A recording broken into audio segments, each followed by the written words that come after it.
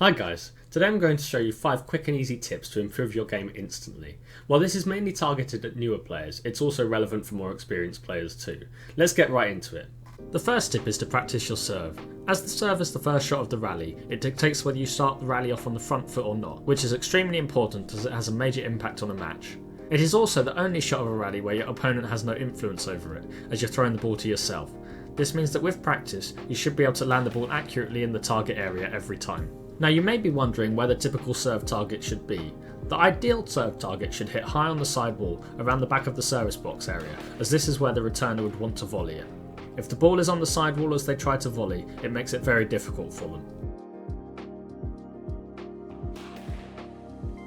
If they choose not to volley it, it will cause even more issues as it dies away in the back corner and will force the opponent to boast, as well as giving you even more time to get settled on the tee. Against better players, getting the serve to hit the side wall will also make it harder for them to go for a winning return to the front of the court. It's important to note that a lot of players will use a few different serve variations, like hitting faster at the body, just so the returner can't settle too much. The last bit of advice I have for the serve is to get straight to the tee afterwards, as you want to start the rally off on the front foot as I mentioned earlier.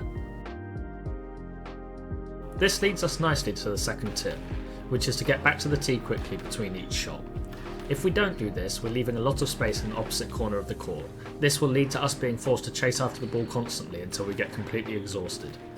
It also means you'll be rushed when you get to the ball, as you'll be a couple of steps behind. Being rushed will prevent us from having time to choose our shot and from having the ability to consistently hit with high quality. Top players will typically get back to the tee even faster than going to the ball, so that they can be relaxed as they approach the shot.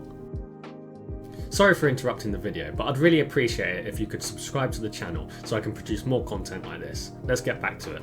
The third tip has a lot of similar benefits to the previous one. The tip is to get your racket up early. This may seem obvious, but I see a lot of players getting their racket ready just as they're about to hit the ball. This will negatively affect consistency as well as shot selection. By getting your racket up as soon as you see your opponent hitting the ball, it means you won't be rushed when you approach it, so you can choose whatever shot you want to hit as well as when to hit it. It also means you can simplify your swing, which will improve your control over the racket head and therefore the ball. This makes it easier to replicate the same swing too, which means your consistency will improve drastically.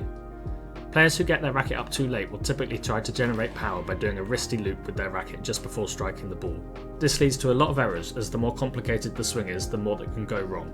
Again, this tip flows nicely into tip 4, which is to volley more. Volleying automatically takes time away from the opponent and applies pressure. I won't go into too much detail of where you should hit the volley to in this video, but as long as you don't hit the volley straight back to yourself or to the opponent, it should be an effective way of doing damage.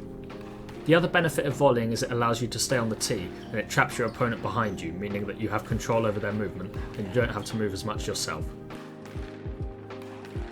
Make sure you're watching your opponent closely as they hit the ball, so you can be ready to step forwards onto their shot.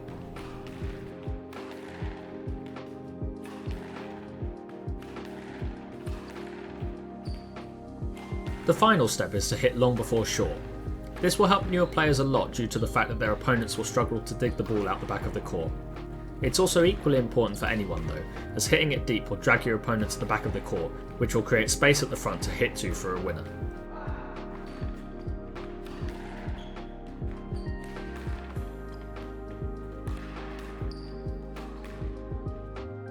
Trying to go short too early before you have got your opponent out of position will get punished by better players, as they will be there to counter you.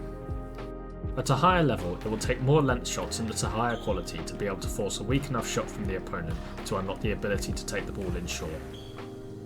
I'll just say that this isn't the only way to play squash, but it's definitely the most consistent and the easiest to understand. Here are a few examples of me going long before short.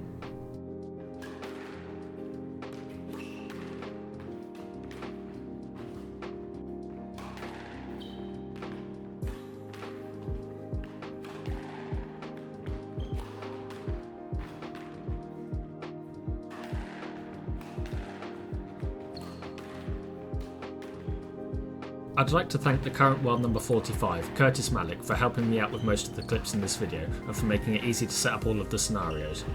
Check out the Team Malik YouTube channel to see him competing at the top level.